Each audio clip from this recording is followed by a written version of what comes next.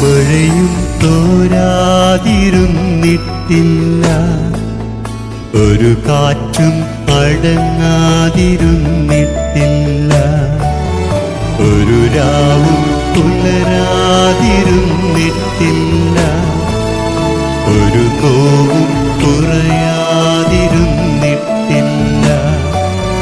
തിരമാലയിൽ ഈ ചെറുതോണിയിൽ, തിരമാലയിൽ ഈ ചെറുതോണിയിൽ, അമരത്തെന്നരികെ അവനുള്ളതാൽ ഒരു മഴയും തോരാതിരുന്നിട്ടില്ല, ഒരു കാറ്റും അടങ്ങാതിരുന്നിട്ടില്ല.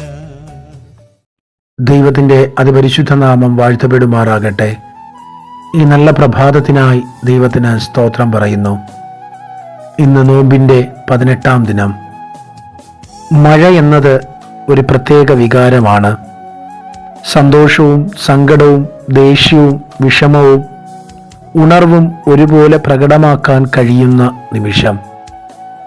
ചുട്ടെരിയുന്ന വേനലിൻ്റെ മധ്യത്തിൽ പെയ്തിറങ്ങുന്ന മഴയുടെ അനുഭവമാണ് ഓരോ നോമ്പ് ദിനങ്ങളും.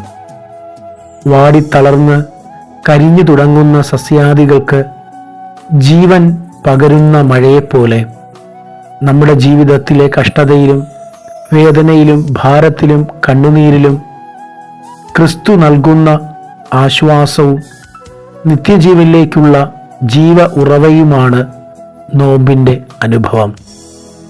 കാറ്റിനെയും കടലിനെയും നിയന്ത്രിപ്പാൻ കഴിവുള്ള കർത്താവ് അമരത്ത് കൂടെയുള്ളപ്പോൾ നമ്മുടെ ജീവിതാന്ത്യത്തോളം അമരക്കാരനായ ക്രിസ്തുവിനെ ഏറ്റെടുക്കുവാൻ ഹൃദയങ്ങളെ പാകപ്പെടുത്തുമ്പോഴുള്ള അനുഭവത്തിലേക്ക് നമ്മെ കൊണ്ടെത്തിക്കുമ്പോഴാണ് ഓരോ നോമ്പ് ദിനങ്ങളും അർത്ഥവത്തായി മാറുന്നത്.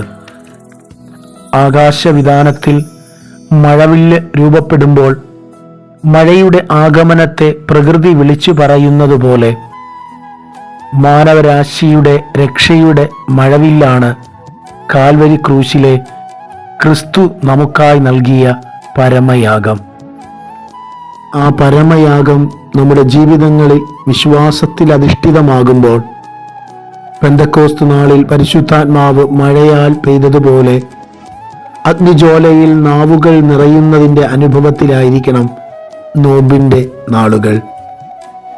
മഴ എന്നത് വെറുതെ വീഴുന്ന വെള്ളത്തുള്ളികളല്ല, അതൊരു ലഹരിയാണ്. അങ്ങനെയെങ്കിൽ പ്രിയരെ, മഴയുടെ ഉറവിടം ക്രിസ്തുവാണ്. ആ ക്രിസ്തുവിലായിരിക്കട്ടെ നമ്മുടെ ജീവിതത്തിലെ ലഹരി. ഈ നോമ്പ് നാളുകളിൽ മഴ പോലെ പെയ്തിറങ്ങുന്ന അനുഭവത്തിൽ ക്രിസ്തുവിൻ്റെ മുമ്പിൽ നമ്മുടെ ജീവിതങ്ങളെ പെയ്തിറങ്ങി നമ്മെ തന്നെ സമർപ്പിച്ച് ദൈവത്തിൻ്റെ സന്നിധിയിൽ നോമ്പുകളെ അർത്ഥവത്താക്കാം. ദൈവം നമ്മെ അനുഗ്രഹിക്കുമാറാകട്ടെ. ആമേൻ.